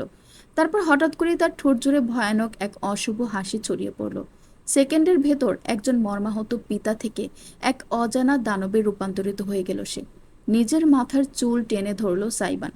পাগলের প্রলাপের মতো হাসতে হাসতে বলে উঠল, ও মাই গড, বখতিয়ার, রাইট বাস্টার্ড। ওর কবরের ফলকে আমি এটাই খোদাই করব। ইরাম আঁতকে উঠল। না, আলাদিন, আমি না বলেছি। আপনার কথা আমি কেন শুনবো? আমি শুধু বখতিয়ারের কথা শুনবো। ওর গলা চেপে ধরে নর্দমার পানিতে চুবিয়ে মারার সময় ও কেমন চিৎকার করে, সেটা শোনার দারুণ ক্রেভিংস হচ্ছে আমার। আলাদিন! একদম চুপ। অত্যন্ত রুক্ষভাবে ইরামের ঠোঁটে আঙ্গুল চেপে ধরল সাইবান। অতঃপর হালকা একটা ধাক্কা দিয়ে তাকে বিছানায় ফেলে দিল। হতভম্ব অর্ধাঙ্গিনী তার বিস্তারিত নয়নে দেখল এক রুদ্র মূর্তিকে। সাইবান ঝুঁকে এসে ইরামের দুপাশে দুই হাত রেখে ঘরঘরে গলায় বলল, দুনিয়া চেনেন? দুনিয়া, আপনার আমার দুনিয়া। আর আমার দুনিয়ায় যারা হাত দেবে তাদের আল্লাহর দুনিয়া থেকে সমূলে উপড়ে ফেলে দেব আমি। আরেকটু কাছে ঝুঁকে সে অশনি সংকেতের মতো ফিসফিস করে বলল, কালকে রাস্তায় আমার পেটে ছুরি মারতে আসার আগে ওদের বুকে ছুরি মারবো আমি। আমি আপনার জেনারেশনের ভদ্র সুশীল স্বপ্নের পুরুষ না, আমি উত্তল generation Z. I do violence, I eat violence, I read violence, and I live for violence. আর এক মুহূর্ত দাঁড়ালো না সাইবান, হনহন করে হেঁটে বেরিয়ে গেল কেবিনের বাইরে। পিছনে বিছানায় পড়ে থাকা হতবিহ্বল ইরাম নিজের বুক চেপে ধরল। তীব্র ক্রোধ এবং হতাশায় সমস্ত মুখ লাল হয়ে উঠল তার। কেবিনের বাইরে বেরিয়ে লম্বা পা ফেলে হাঁটতে হাঁটতে নিজের পকেট থেকে ফোন বের করে ডায়াল করলো সাইবান। ওপাশ থেকে রিসিভ হতেই গুরুগম্ভীর গলায় আদেশ ছুড়ে দিল, সবাইকে খবর দে অনুরাগ, নমরুদটাকে রাতের আকাশে সূর্য দেখাবো আমি। এলাকায় হয় পঙ্গু শরীর থাকবে ওর, না হলে কবর। রাজনীতির আব্বাকে চেনেও, আজকে বোঝাবো ওই আব্বার চেহারা দেখতে আমার মতন। পর্ব 22। আমি এখনো বলছি, আমরা আগে পুলিশের কাছে যাই, রিপোর্ট করে আসি। অনুরাগের কথায় গাড়ির ভেতর থাকা সবাই প্রতিবাদ করে উঠল। সব থেকে জোরালো প্রতিবাদ জানালো নীরব। কি? পুলিশ? পুলিশ ওদের বালটাও ছিঁড়তে পারবে না। সিনেমার ক্লাইম্যাক্সে দেখিস না, মারপিট শেষ হয়ে যাওয়ার পর আসে পুলিশ? তেমনই হবে।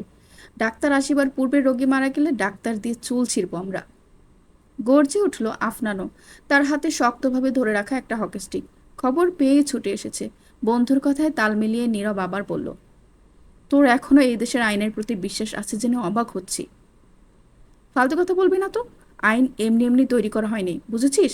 সবাই এমন বিশৃঙ্খলতায় মত্ত হয়ে থাকলে দেশটা অরাজক হয়ে যাবে। দাদাকে বের কর তো গাড়ি থেকে, বের কর। বয়স একটু বড় বলে দাদাগিরি করে খালি। মান্দাতা আমলের চিন্তাভাবনা যত সব।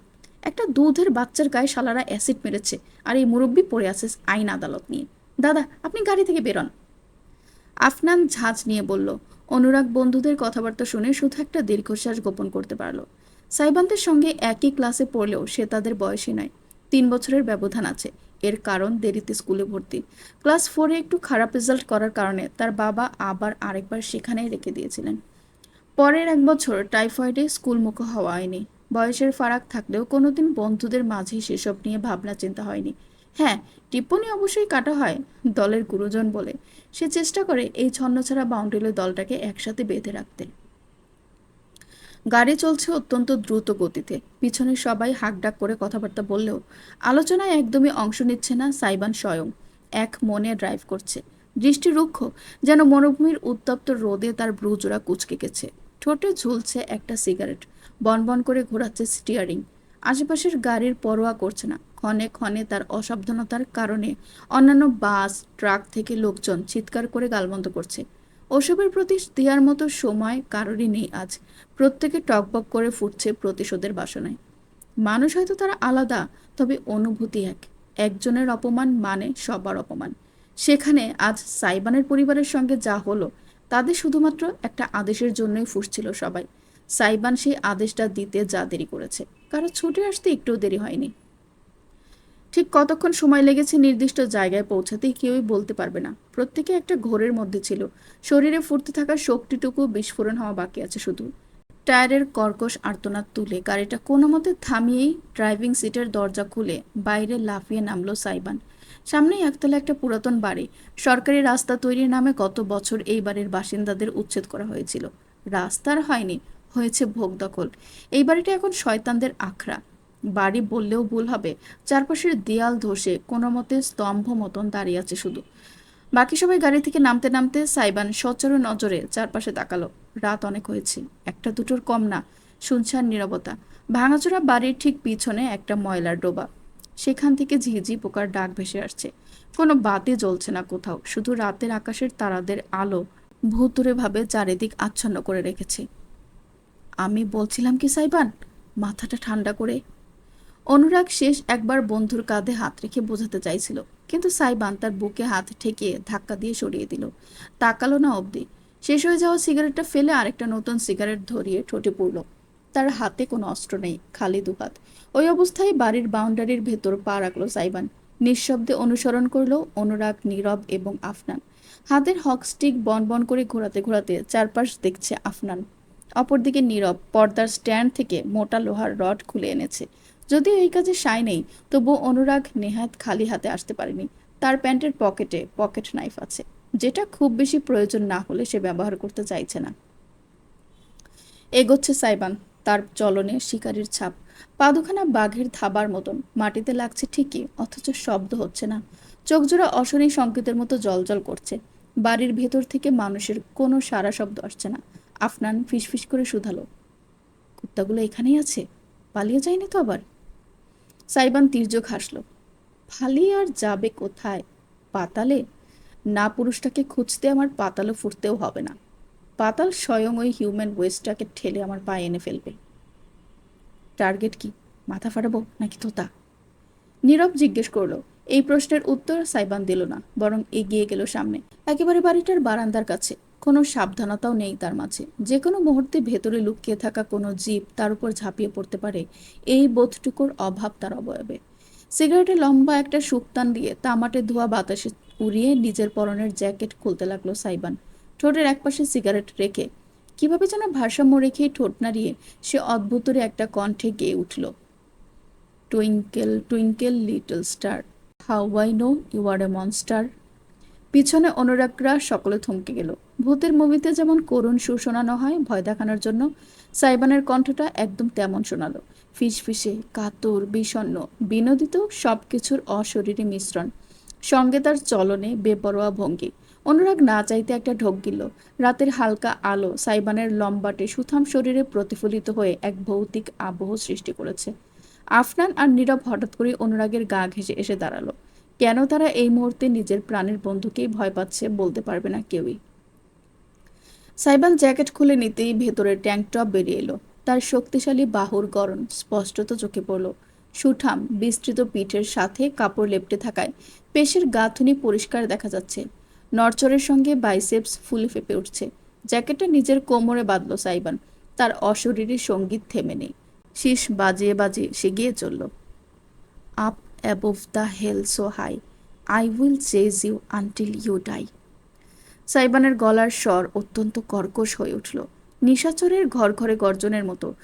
পা কাঁপল আফনানের। একপাশ থেকে অনুরাগের বাহু আঁকড়ে ধরে সে ফিসফিস করল, ওর উপর জিন আসর করছে নাকি? ভাই, ও যদি উল্টো ঘুরে আমাদের উপরে ঝাঁপিয়ে পড়ে? আমার কেন যেন মনে হচ্ছে সেটাই করবে। নীরব বলতেই অনুরাগ একই সঙ্গে ভীষণ বিরক্তি এবং অস্বস্তি অনুভব করল। হে রাম! অস্ফুট স্বরে সে বিড়বিড় করলো। সাইবান দাঁড়িয়ে নেই। বাড়ির ভাঙা দেয়াল টপকে ইতিমধ্যে ভেতরে ঢুকে গিয়েছে। 5 মিনিটের মতো সবকিছু কেমন থমথমে হয়ে রইল। অতপর পিনপত্র নীরবতা। সাইবানের সেই অশরীরী সঙ্গীত আর শীষ দুটোই নাই হয়ে গিয়েছে। অনুরাগের ধার ঘেঁষে তখনও সাবধানী ভঙ্গিতে দাঁড়িয়ে আছে সবাই। ব্যাপারটা কি হলো? হঠাৎ এমন পিনপত্র নীরবতা। সর দেখি। অনুরাগ দুজনকে ধাক্কা দিয়ে সরিয়ে এগিয়ে গেল। তারাও পিছু নিল দ্রুতই। সকলে দেয়াল টপকে ভেতরে ঢুকতেই প্রথমে বিকট একটা গন্ধ নাকে এলো। একটা মৃদু আলো জ্বলছে। সাইবানের ফোনের ফ্ল্যাশ। সবাই নাকে হাত দিয়ে ব্রু কুচকে তাকালো। সাইবান মেঝের মাঝ বরাবর উপুু হয়ে কি যেন দেখছে। নীরব না পারতে একদলা থুতু ফেলে শুধিয়ে বসল। উফ, কি গন্ধ! কি মরেছে? মানুষ। সাইবানের অতি শান্ত ভৌতিক উত্তরে লাফিয়ে উঠল আফনান। বেচারা এক লাফে নীরবের কোলে উঠে পড়ল। অনুরাগ আহাম্মকের মতন হাঁ করে রইল কতক্ষণ। তবে সাইবানকে দেখে মনে হচ্ছে না সে মজা করছে। মাথা কাত করে বন্ধুদের দিকে জলজলে চোখে চেয়ে সে বলল, সাবধানে পা ফেল, রক্ত পড়ে আছে। অনুরাগ নিচের দিকে তাকালো তৎক্ষণাৎ। আবছা আলো আধারিতে চোখ সয়ে এসেছে তার। পায়ের নিচে থকথকে জেলের মতন রক্তাভ কিছু, অন্ধকারে অবশ্য কালো দেখাচ্ছে। ঝট করে পিছিয়ে গেল অনুরাগ। এসব কি? কাপা কাপা গলায় নীরব বলে উঠল, যেখানে আছিস ওখানেই দাঁড়িয়ে থাক, খবরদার এক পাও নড়বি না।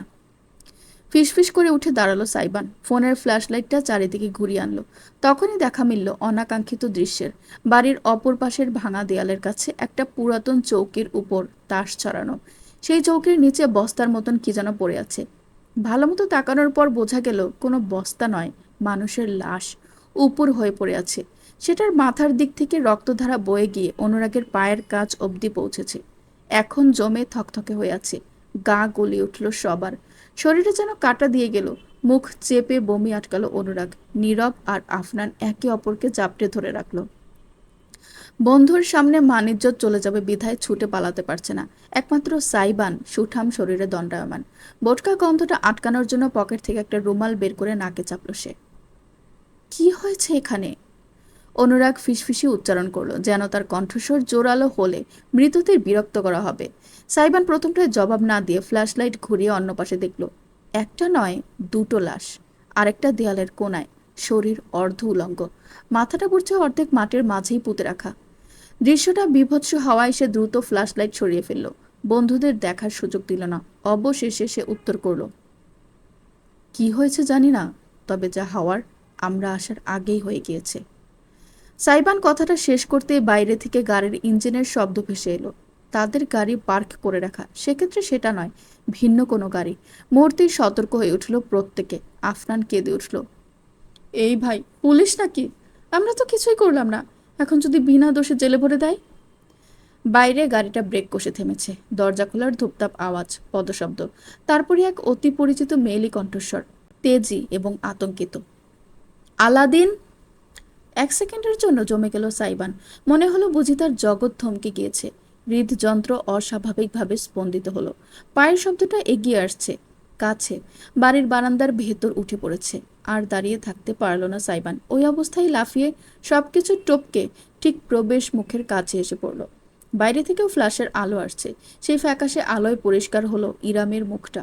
হন্তদন্ত হয়ে ছুটে এসেছে বোঝাই যাচ্ছে। সবুজাব একটা কামিজ পরনে, ওড়না কাঁধের একপাশে ঝুলছে, চুলগুলো টাইট করে খোপা বাঁধা। ইরাম একা নয়, তার পিছনে ইহানের অবয়ব স্পষ্ট। বোনকে এখানে নিয়ে এসেছে সেই। বুস্টের রকেট সায়েন্স জানার প্রয়োজন নেই কারো। সাইবানের ভয়ানক রাগ হলো। হাতের মুঠো শক্ত করে ফেলল সে। ব্রুজোড়ার তীব্র কুর্জনে পিয়ার্সিং খানিকটা দুলে উঠল। ইরাম ভেতরে ঢুকে খানিকটা আগ্রাসী কণ্ঠে বলতে গেল, তোমাকে মানা করেছি না? আমার কথা কেন শুনতে চাও না তুমি? বিপদে ঝাঁপানোর এত শখ কেন তোমার? খবরদার বলছি, যদি আর একবারও। আহ! নিজের বকুনি সম্পূর্ণ করতে পারল না ইরাম।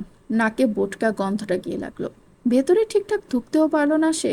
না দেখে জমাট বাঁধা রক্তের উপর পা দেওয়ার আগেই হুট করে একটি বলিষ্ঠ বাহু এগিয়ে হলো। কি হলো ইরাম বুঝতেও পারল না, শুধু অনুভব করলো তার পা জোড়া শূন্যে ভাসছে। তারপরে তাকে উপর করে সরাসরি নিজের কাঁধে ঝুলিয়ে নিল সাইবান। ইরাম ঝুলে পড়ল। তার গা এবং হাত জোড়া অসহায়ের মতো দুলতে লাগলো হাওয়ায়। ছটফট করে উঠল সে। সাইবানের পিঠে কিল বসাতে লাগলো। এই ছেলে, নিচে নামাও। কি আশ্চর্য! নিচে নামাও আমাকে এক্ষুনি। সাইবান ইরামকে ভালো মতো নিজের কাঁধে চেপে ধরে অন্য হাতে ফ্ল্যাশ লাইটটা ধরে সকলের গর্জে উঠল, আউট, রাইট নাও। সে নিজেই সবার আগে ভেতর থেকে লম্বা পা ফেলে বাইরে বেরিয়ে এলো। ইরামকে এক মুহূর্তের জন্য নিচে নামালো না। সাবধানে রক্ত টপকে বারান্দা বেয়ে শেষমেশ নিচে চলে এলো। ইরাম তখনও তার ঘাড় চেপে ধরে প্রতিবাদ করে যাচ্ছে। কি অসভ্য ছেলে, আমার কথা কানে যায় না? নামাও। সবুতা তো নেই, এখন লজ্জা শরমও গুলে খেয়েছে। আলাদিন, আমি হাঁটতে জানি, নামাও আমাকে। সাইবান হুট করে নিজের অন্য হাতটা তুলে ইরামের কোমর বরাবর আলতো একটা চাপড় দিয়ে বলে উঠল, কাদায় পা রাখতে হবে কেন? দরকার হলে ওই পা আমার বুকে রাখুন, তবু আমার কাঁধে লক্ষ্মীটি হয়ে থাকুন। এই কাঁধজোড়া নিজের দুনিয়ার ভার বহন করতে জানে। ইরামের কাল লালচে হয়ে উঠল। এত জরুরি মুহূর্তেও সে কেমন সিধিয়ে গেল সাইবানের স্পর্শ পেয়েই। পিছনে পিছনে ততক্ষণে অনুরাগ, নীরব, আফনান আর ইহানও বেরিয়ে এসেছে। প্রত্যেকের মুখ ভীষণ রকম থমথমে। ইরাম কোনোভাবেই ইজানকে রেখে বাড়ির গাড়ির ড্রাইভার আর ইহানকে নিয়ে সাইবানকে থামাতে এসেছে তা স্পষ্ট। সাইবান ইরামকে নামালো না যতক্ষণ না গাড়ির কাছে এসে পৌঁছালো। দরজা খুলে ভেতরের প্যাসেঞ্জার সিটে অর্ধাঙ্গিনীকে বসিয়ে তারপরে ক্ষান্ত দিল সে। জিজ্ঞেস করলো, পোটলা কার কাছে? চোখ মুখ কুচকে ফেলল ইরাম। আম্মু আর সুগন্ধাকে ডেকে রেখে এসেছি। তুমি কি আর আমাকে একদণ্ড শান্তি দিয়েছ? এবার শান্তি করুন। সাইবান বাইরে বেরোতে নিচ্ছিল, কিন্তু ইরাম তার হাত খামচে ধরল। এই, বিষয় বদলাবে না। ওখানে কি করছিলে তুমি? কেউ তো নেই। আর ওই বিশ্রীগন্ধটা কিসের? এখনো নাকে আসছে আমার। ছি! কি করেছো তুমি, সত্যি করে বলো। একটা বাঁকা হাসি ছড়িয়ে পড়ল সাইবানের ঠোঁটে। ঝুঁকে এসে ইরামের চোখের পানে চেয়ে আবেশিত মৃদু গলায় সে বলল, কিছু না করতে পারার আফসোস করছি। আলা! শশ! ইরামের ঠোঁটে বৃদ্ধাঙ্গুল চেপে ধরল সাইবান। বরফে পরিণত হলো রমণী। ড্যাব ড্যাব করে চেয়ে থাকলো। সাইবানের আঙ্গুল তার ঠোঁট দারুণভাবে স্পর্শ করলো। ছোঁয়া বুলিয়ে একেবারে ঠোঁটের কোণে এসে থামলো। জলজলে চোখে চেয়ে ঘোষণা করলো, কোনো অপবিত্র গন্ধের অধিকার নেই আপনার নাকে প্রবেশ করার। আপনার গ্রহণ করা সুবাসের নাম লেখা থাকবে শুধু আমার। আন্ডারস্ট্যান্ড? আরেক দফায় অর্ধাঙ্গিনীকে বাকরুদ্ধ করে দিয়ে সাইবান আলতো করে তার গালে নিজের ঠোঁট ছুঁয়ে দিল। Relax my precious, I am right here with you. ফিসফিস করল সে। অতপর গাড়ি থেকে মুখ বের করে বাইরে দাঁড়ানো সকলকে দেখল। তার দৃষ্টি মিলিত হলো অনুরাগের সঙ্গে। গম্ভীর গলায় সে আদেশ ছুড়ল, পুলিশকে কল কর। শুনলেন জাবিন ফুরকানের লেখা আমার আলাদিন গল্প থেকে পর্ব 19, 20, 21, 22। গল্পটি পরবর্তী পর্বগুলো শুনতে চাইলে অবশ্যই চ্যানেলটিকে সাবস্ক্রাইব করে আমার সাথেই থাকুন। ধন্যবাদ।